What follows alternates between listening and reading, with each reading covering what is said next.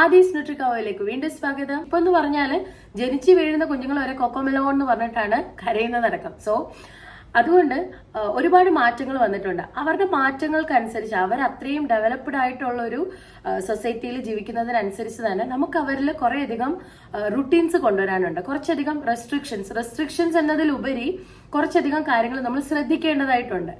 അപ്പോൾ എങ്ങനെയാണ് ഈ ഗ്രാൻഡ് പേരൻസിന്റെ ഒരു ഇൻവോൾവ്മെന്റും അത് എങ്ങനെ കുഞ്ഞിനെ ബാധിക്കുന്നു, അതെങ്ങനെ നമുക്ക് ഹാൻഡിൽ ചെയ്യാം. കുഞ്ഞുങ്ങൾ ജനിക്കുന്ന സമയത്ത് ആദ്യത്തെ കാര്യമാണ് തേനും വയമ്പും കൊടുക്കുക എന്നുള്ളത്. അവിടെ തുടങ്ങിയിട്ട് കുഞ്ഞിന് പശുവും പാല് കൊടുക്കുന്നത്, ഉപ്പില്ലാതെ എങ്ങനെയാ കുഞ്ഞുങ്ങൾക്ക് ഭക്ഷണം കൊടുക്കുക, പഞ്ചസാര കൊടുക്കുന്നത്, ഇവയിലെല്ലാം തന്നെ ആ ഒരു ഇൻവോൾവ്മെന്റ് നമുക്ക് കാണാനായിട്ട് സാധിക്കും. ഗ്രാൻഡ് പേരൻസ് പറയുന്നത് കുറച്ചു നേരം കൂടെ അവൻ കളിക്കട്ടെ, കുറച്ചു നേരം കൂടെ അവൻ എന്റെ കൂടെ ഇരിക്കട്ടെ, അത് കഴിഞ്ഞിട്ട് അവനെ ഉറക്കിയാൽ മതി.